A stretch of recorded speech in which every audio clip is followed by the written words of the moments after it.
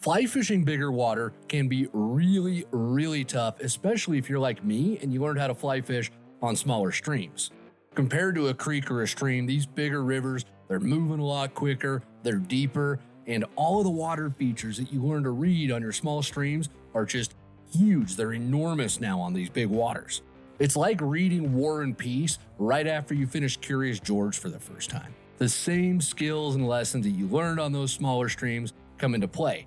The trick is learning to recognize what you already know, just on a much bigger scale. Today, I'm going to teach you how to do just that.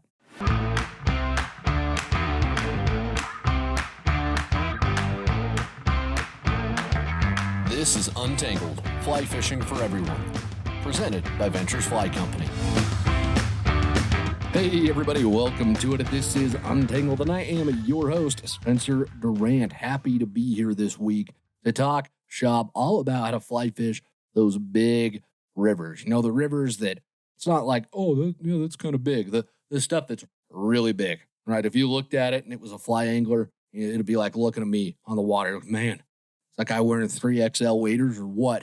Yeah, I am. And I'm trying to work, man, but the wings, too many wings. It gets you, and then you get to that age where your metabolism doesn't work like it did. And you end up in them 3XL waders. I tell you, it's a rough road to walk, but hopefully you can avoid that. And hopefully you can avoid the frustration that I think a lot of us feel when we go to that big river for the first time. If you're anything like me, I learned how to fly fish on smaller water, little creeks and streams. I feel very comfortable. I feel very at home in that type of water. And there are times even now where I get to a bigger river and it is a little overwhelming. It is a little intimidating sometimes because there's so much coming at you and you have to decipher it. It's kind of a different thought process than that smaller water.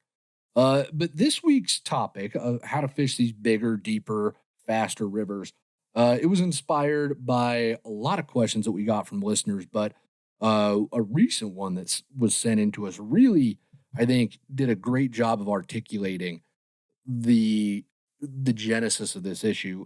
Kelton from Utah wrote in, and he said, I live within walking distance of a smaller river here in northern Utah, allowing me to know exactly where the fish are hiding and how to fish it. I enjoy being able to leave my house and my waders, throw a line into the water, and bring in some small browns. But fishing the same runs and holes every time I go out, even when it produces a constant influx of fish, gets repetitive and somewhat boring.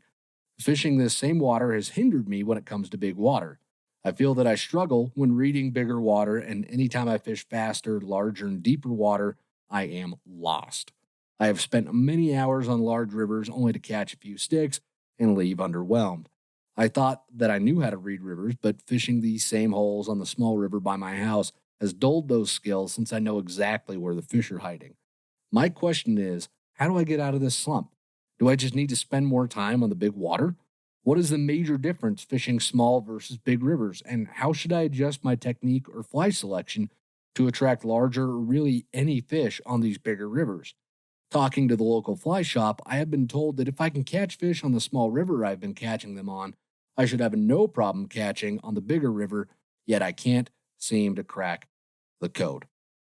Kelton, I want to tell you thanks for taking the time to write all that up and send it in, because I believe that you articulate just about every pain point that a ton of us feel when we go to a big river for the first time. You hit the nail on the head. We go from a place that we know, a place where we're comfortable, where we're familiar with the water and the way things are, to something that is so big, it looks so foreign.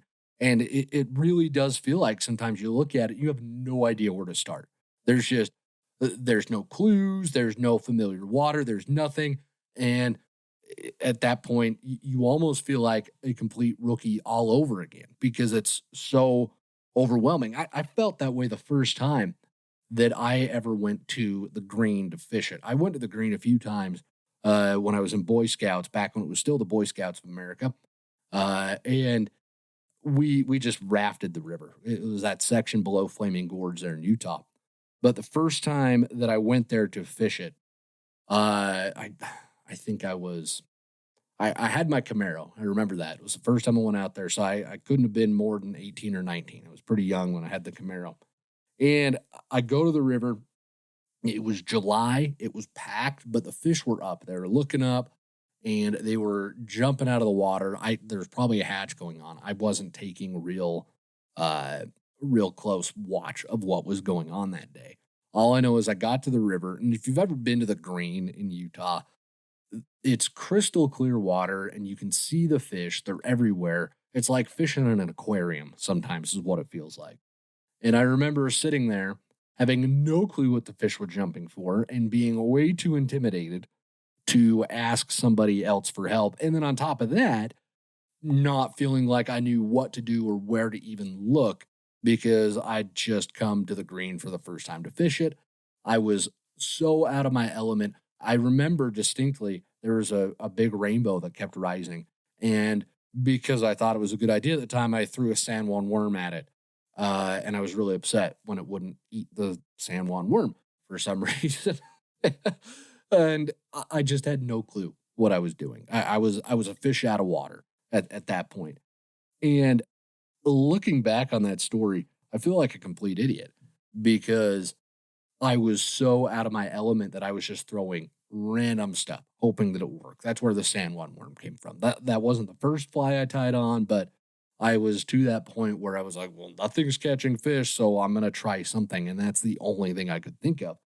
And I share that story again to drive home the point that Kelton made that this big water can be intimidating. But y'all shouldn't fear because it is pretty simple to dissect at the end of the day once you understand a few things. And those things that you need to understand are all of the concepts that we've been teaching and focusing on in our beginner fly fishing masterclass, where we talk all about reading water and how to find where fish are going to be in a river. I'll link that in the podcast description for y'all if you want to take a look at it. It's really helpful. But the tips that I have for Kelton, they're going to apply to anybody who feels overwhelmed when you're visiting that bigger water to help you figure out where to fish and hopefully put some of those fish in your net. So the first thing that I want y'all to look for is, you know what? I'm going to make a combination of a couple of things. This is like my before we get into it. The best way that I've found to have success on these bigger waters is to break it up into chunks. Now, what I mean by that is I've talked a lot about on this podcast and in our beginner masterclass. I've talked a ton about chunking the river up, fishing close to far, right? You want to fish the water that's closest to you first and then work out of the water that's away from you. When you get to a big river, that's what you're doing, right? You're going to, let's say you get up, you wade right off of the bank and let's say there's a rock 100 feet upstream and it's creating a little bit of a pocket and there's a couple of seams. Focus on that. Fish that stuff that's closest to you first and then work your way out. You're looking for those water features. You're looking for runs and riffles and pools. You're all of that stuff that you know already on the smaller streams. You're looking for that just on a larger scale. All right. And then if you chunk it up and you just focus on, I'm going to fish this one seam or this one pocket, that will help you really start to dissect the water and put it all together. So keep that in mind as we go through the rest of these tips, because the first tip, bar none, this is going to help you out because anywhere you go, any big river is going to have them. But tip number one is you've absolutely got to look for the seams. Now, for those of you who don't know, a seam is a junction where the fast and the slow water meet up. Trout love these things. They adore seams the way that I feel about chicken wings, man. They will hang out near them anytime they can find them. All right. Any river with a seam, you're going to find a trout there if there's trout in that river. The fast water, it brings a lot of the bugs by, and then the slow water lets the fish conserve energy, but they can dart out of it into the faster water, eat food, and go back into that slower water and hang out. Right? It's the perfect place for trout to hang out, and every river, like I mentioned, will have some seams in it. The trick on a larger river is to look for those seams and then fish them thoroughly, right? Make sure you're covering as much of the seam as you can. And that seam might be really close to the bank because on these bigger rivers, it will accentuate how the bank actually acts as friction for the current. You've got all that water rolling down the river. and the bank slows it down. That's why the water is moving slower next to the bank usually than it is out in the middle of the river, because the bank is providing friction, it's slowing it down, and you might find a lot of seams not too far off of the bank. Okay. A good way to cover these is to get down with nymphs, right? Go through the whole seam with nymphs, tie on a nymph rig, get them down to the bottom, tie on a dry dropper rig. That's a great way to fish a seam as well. But no matter what you're doing, no matter how you go about it, whether it's streamers, nymphs, dry dropper, you want to thoroughly cover that seam. Give it a lot of repetitions. Go through it. Present your fly as much as possible. Focus on a really good drift through that seam. And that's going to help you find some fish right off the bat, because, again, seams are just a wonderful place to find trout. And when I go to a river that's new to me that I've never fished before, the first thing I look for is a seam. And then I spend a lot of time fishing those seams to try and get an idea of the river's behavior, because every river's got a different personality. They act a little bit differently, right? It's like every wing joint's got a different original buffalo sauce, that they're all very, very similar, but they're all different in their own way. And you'll key into that. A story just to illustrate this example. 3 years ago, when I moved up to this part of Wyoming that I'm in, me and Alex and Berkeley got out on a river that none of us had fished before, a couple hours from where I'm at up here. And we all set to work trying to figure this river out. Never been there before, had no idea what to expect. And I remember Alex found a nice seam off of a shelf. Berkeley was fishing a pool, I believe. And then I was upstream at Alex. And the water was a little high. It wasn't muddy, but it was just a bit high. And I found one of those bank seams, like I mentioned. The bank was pretty overgrown. It had a lot of bushes hanging over it. And there was a very distinct seam that was coming right off of the edge. And I think my first or second cast on that seam, I caught a really nice cutthroat. The cutthroat in that river don't get too big. It was like 14, maybe 15 inches. And that's a pretty big fish for that river. But it was right there on the seam. And it was just a nice reminder of how valuable those seams are and how effective it can be to fish them. So that's tip number one, look for the seam. Tip number two, right? You want to find walking speed water. If you remember nothing else from the show today, remember seams and remember walking speed water, right? What trips up a lot of anglers, I think, with bigger water is you get to those rivers and there's an assumption that fish are in every part of it. They are everywhere. And it almost feels like you've just got to spray and pray with your cast and hope it sticks. But trout are going to hold in the same kind of water that you're going to find at small streams. Okay. The difference is there's just more of that water in a bigger river, right? You might have a lot of that holding water out in the middle of it too, because there's more space. So it might end up in the middle instead of close to the banks. Okay. That is one difference that you're going to see. So one of the things that we teach in our beginner masterclass, though, is that trout love to hang out in water that's moving at about walking speed, maybe about 1 to 2 feet per second. It's fast enough that it brings a steady stream of bugs to the fish, but it's not so fast that fish burn through all of their energy and they're not making more energy than they consume.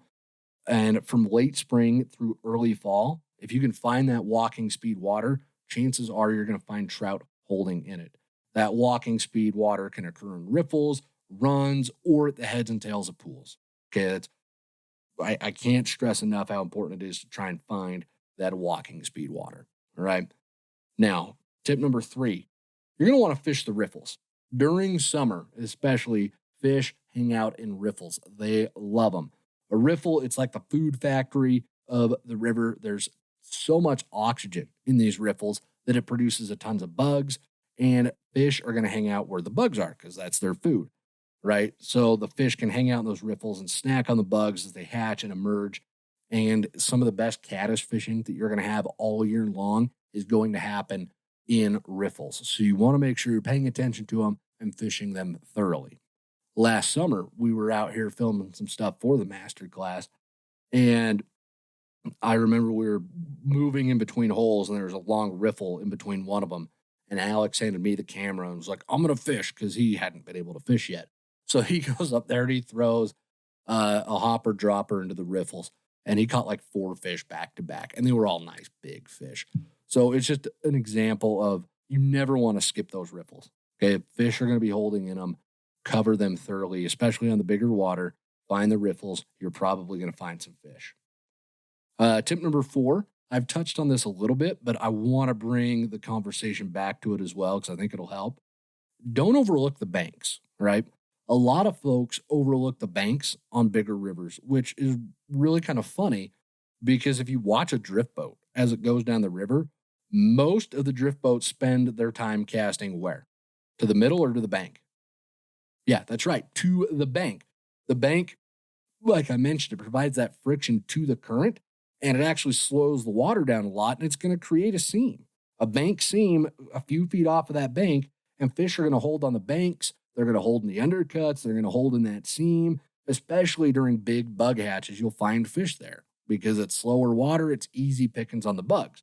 A couple of weeks ago, me and Alex were floating the green with a guide buddy of ours, and the nicest rainbow we caught on that trip came when we got out of the boat, parked it on the bank, and walked up a little bit and cast to a fish that was 10 feet off the bank, rising to eat some blue-winged olives, right? So it just, you will find fish holding on the bank. Okay, it's good water, it's slow, especially during a hatch. They're gonna congregate there where they can eat a whole bunch and not be fighting the current as much as they are out in the main rush of it. Tip number 5, make sure you spend some time observing before you cast. I harp on this a ton, but that's because it's so important. If you're still new to recognizing water types, if this is all really brand new to you, or you have a hard time finding seams, then you need to take a few minutes and just watch the river before you start casting. This is one of the best skills you can develop. And I believe if you can develop this skill to where you watch the water and you pay attention to it, you let the river tell you what to do, you are going to become an exponentially better angler a lot quicker than if you just go and start fishing immediately, right? The river will tell you what to do. It'll tell you what bugs are out.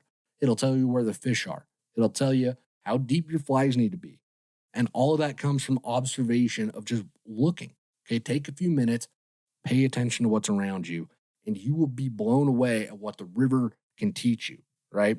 Make your game plan before you hit the water. How are you going to fish your rig? What rig are you going to fish? Are there bugs coming up? Are there fish coming up, right? Do you see fish flashing and eating nymphs in the top third of the water column? All of that information is going to tell you how you're going to approach the river. You're going to have a game plan with it, and that's going to make you more effective when you get out there on the water. All right, I can't emphasize that one enough. Tip number 6, I'm going to borrow a page from Alex's book. If I harp on observing and watching, Alex harps on getting into the strike zone. This is his baby. He loves talking about getting into the strike zone, talks about it all the time. But again, he talks about it because it's true. It is vital. If you want to succeed as an angler, you've got to get your flies where the fish are going to eat them. You've got to get them into that strike zone. And especially on bigger water, you might need to use longer leaders, longer tippet, and more weight to get your flies down into that strike zone. All right. Unless there's a big hatch going on, you probably want to fish a dry dropper or a nymph rig because you don't know what's going to bring the fish up, but you know they're going to eat nymphs. All right. So you want to put those flies into that strike zone. Remember, you usually want your nymphs, unless you can see fish eating in that top third of the water column. They're clearly eating nymphs, some kind of a merger as it moves up.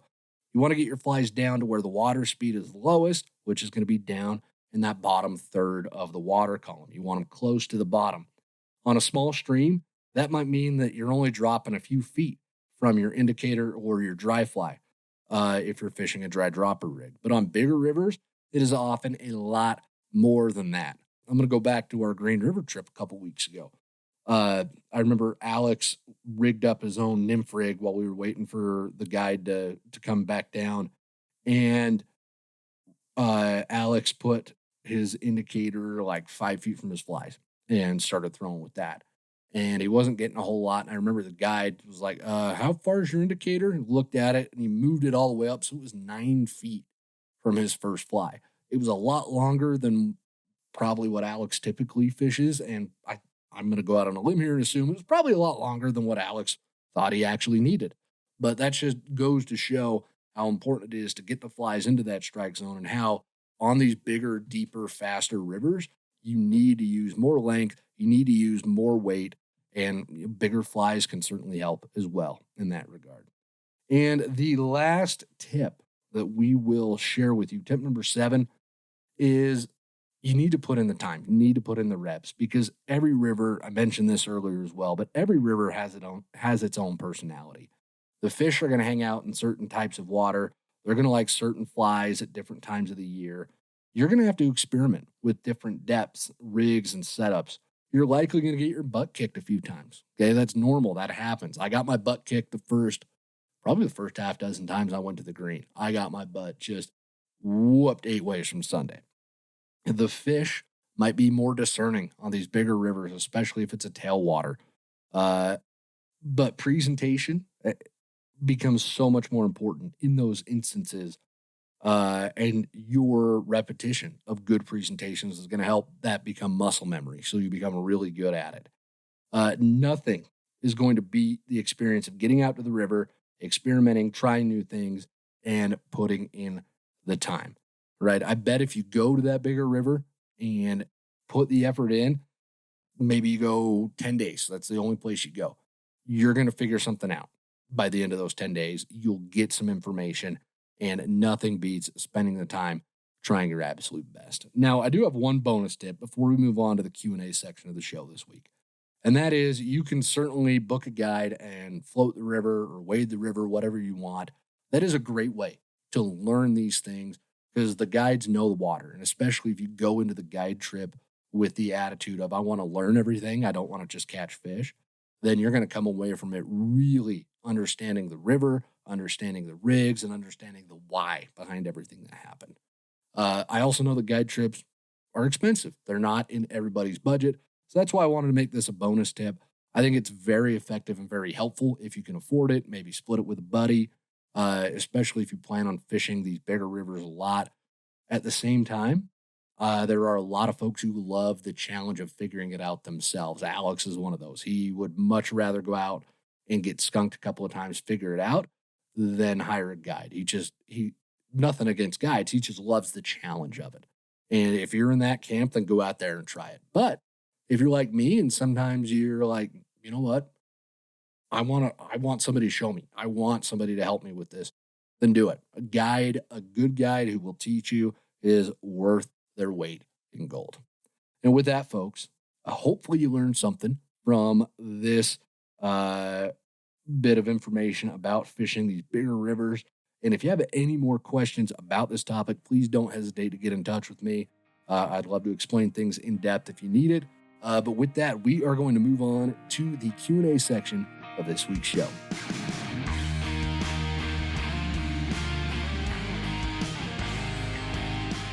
Justin from Washington is going to lead us off this week with our Q&A section. He writes in and says, "Hello, loving the show and the flies I recently purchased from you. This is a bit of a tactical question from someone who's fished more with a guide versus on my own. Now that I'm attacking my Northwest lakes and streams, I'm curious about the best way to carry all my gear up to the waterfront. If there's a hike involved or a hike required, what's the smart way to bring along my waders and boots along with everything else? Wearing them while hiking sounds like crazy talk. Keep up the good work.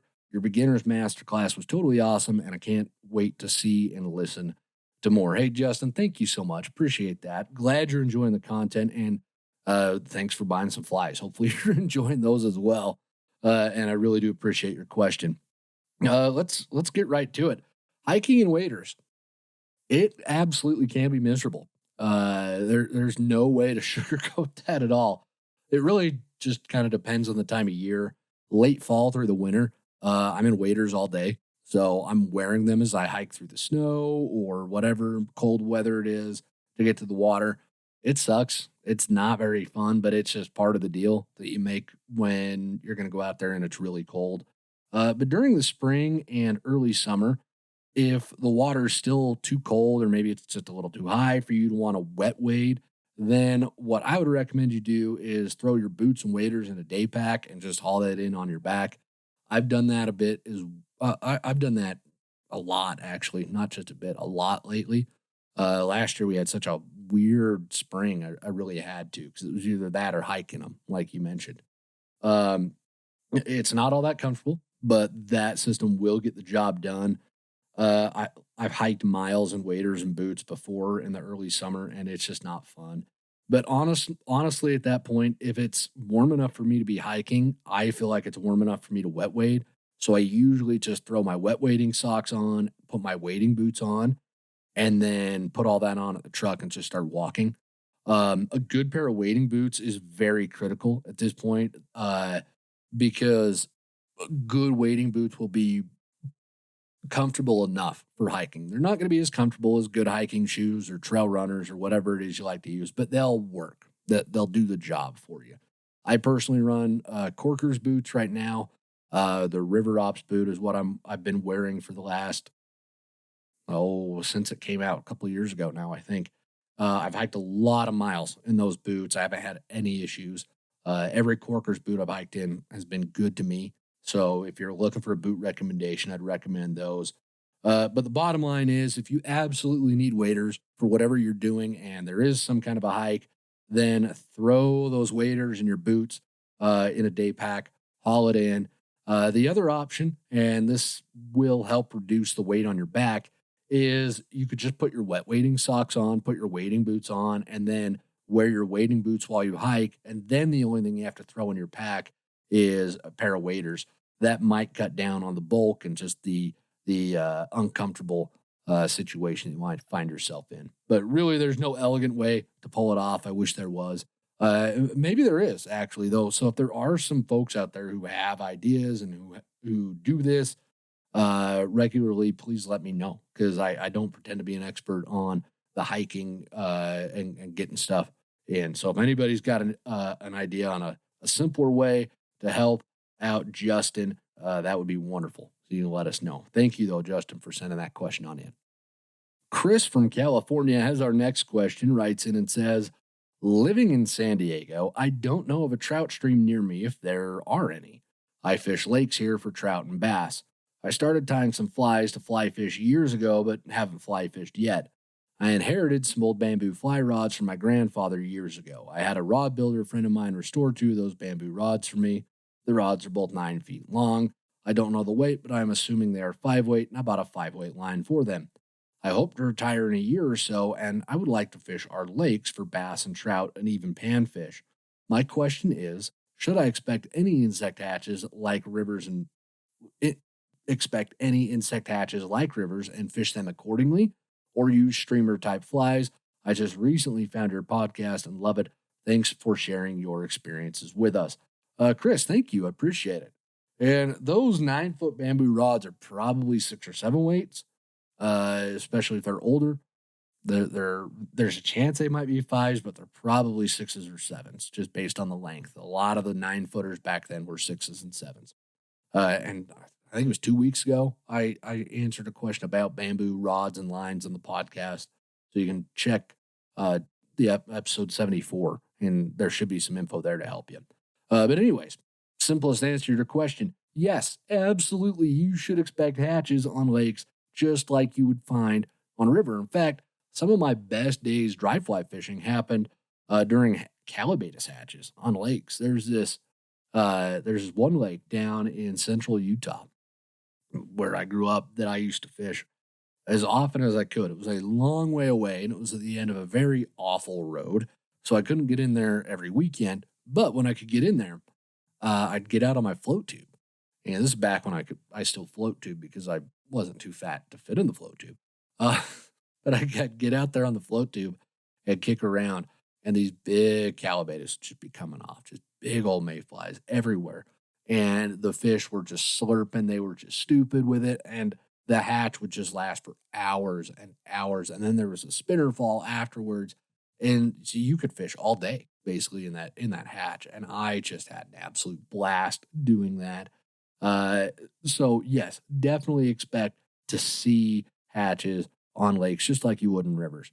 But I also can't stress enough the importance of a good collection of chironomids, scuds, and small leeches either. If you're going to be fishing lakes, you got to have those flies. Those are absolutely critical.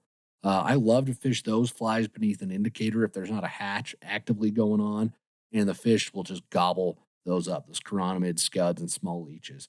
Those bugs are very prominent in lakes, so you always want a few types of those on hand. As for using streamers, at the end of your question, you mentioned those. Always have streamers around. If there's not a hatch going on, streamers can be a great way to cover a lot of water and elicit a strike from an interested fish. And sometimes, even during a hatch, streamers are going to be your best bet because the fish might see food like leeches and smaller bait fish as an easier target than the bugs that are hatching up on the water surface. There's another lake I used to fish back when I lived in Utah all the time where there would be great hatches and there would be a lot of fish keyed up on those smaller bugs, but those bugs were so tiny that it was such a pain to fish. And even during those hatches, stripping a streamer along the bottom produced more fish than trying to match the dry fly hatch. So even in that instance, I would never switch to dry flies. It's the only place that I've never switched to dry flies when the dries are hatching, because you can ask anybody this. If there are dry flies hatching, well, dadgummit, I'm going to fish to them and I'm going to tie a dry fly on. But that's the only time I haven't done it, because even with that hatch going on, they were still eating the leeches so much. So hopefully that answers your question there, Chris. Thank you so much for sending that in. Our next question comes to us. John from Colorado writes in and says, I greatly appreciate the podcast. My question concerns the location of the drag on a fly reel. For a right-handed caster, the crank of the reel is on the left-hand side and the drag is on the right-hand side. It's awkward to try to adjust the drag while fighting a big fish. One must either switch hands with the rod or reach under the reel and rod and blindly adjust the drag. Are there any reels with the drag adjustment on the same side as the reel crank? Thanks for your consideration. Keep up the great commentary and common sense answers. Tight lines. Hey, John, good question. Thank you so much for sending that in to us. Really interesting question, because I hadn't really thought about it before. And the short answer to your question is no, I am not aware of a reel that has the drag located on the same side as the reel handle. From a reel construction standpoint, I don't know if you could achieve that, because the spool needs to detach somehow and the drag knob would get in the way of that. I'm just not sure how that would all come together. But what you're describing, that having trouble adjusting the drag while you have a fish on, that is something I've experienced myself, and it gave me grief when I started fly fishing, and I'm sure it gave some other folks grief as well. The solution that I have now, I'm not going to say it's perfect. It's what I do. And if anybody has a solution to this they'd like to share, please let us know. Leave us a comment right into the show. I'd love to share some tips from the audience on this. But what I do is, before I get on the water, I just make sure that my drag's set where I want it. I usually set it pretty tight. That way, when I do catch a fish that needs to go on the reel and I can't land it just by stripping the line in, the drag set, I don't really have to worry about it. But what happens if you hook into something bigger, right? Or you get into a fish that's full of piss and vinegar and just ready to go, right? It's just ripping line off. What do? Well, in those instances, I usually just switch hands, right? So I'm right-handed. So if a fish is running so much that it's on the reel and it's ripping line off, I just switch the rod from my right hand to my left, adjust the drag down to where I want it, and then hold the rod back in my right hand again. It's a simple handoff. It's an easy motion, and I've practiced it so much that it's something I'm used to. It feels natural, and I think the same can be said for just about anybody else. Sometimes, though, if it's a really big fish or I just don't want to do the handoff for whatever reason, I will just reach under. If you're watching the video podcast, I'm trying to show it here, but I'll just reach under with my left hand and I'll crank the drag down this way, right? That is another way to do it. Again, it's something I've done enough that it's not too awkward. So I think the more you do it, the better you get at it and the more natural it feels. That's an effective and simple way to do it without switching hands. But it's also worth noting that if you've hooked into a big fish, you probably don't have the rod straight up in the air, because what have we learned about that? Something we've talked about on the podcast, in the beginner fly fishing masterclass, in one of our vlogs, is that if you hold that rod tip straight up in the air, you are not exerting very much pressure on the fish, especially bigger fish, because you're only using the tip of the rod to fight the fish. But when you turn the rod to the side and you add some side pressure, you're able to access the lower portion of the rod, the butt section, the really stiff section of the rod, to pull on the fish a little bit. So if I have the rod turned to the side, and again, if you're watching the video podcast, I'm trying to use my hands to explain here. If I've got the rod and I'm applying side pressure like this, then the reel is going to be facing up and the drag knob's right there. And it's just really simple to just reach over and just twist it however you need to do it. That's usually what I do when I hook into something that requires the reel like that. So hopefully that answered your question, John. Thanks again for taking the time to send that in. And with that, folks, we're going to wrap things up for episode 76. I am stoked that y'all still watch the show and still enjoy it at this point. So thank you so much for that. If you ever have a question that you'd like answered, then please feel free to send it on in. There's always a link for that in the podcast description. And wherever you're watching this show, if you could rate, like, and subscribe, that would help out a ton, because the more folks who rate and like and subscribe to us on any platform, the bigger reach the show has. And that just helps us do more of what we do here at VFC, which is bring you the content that helps you become a better angler.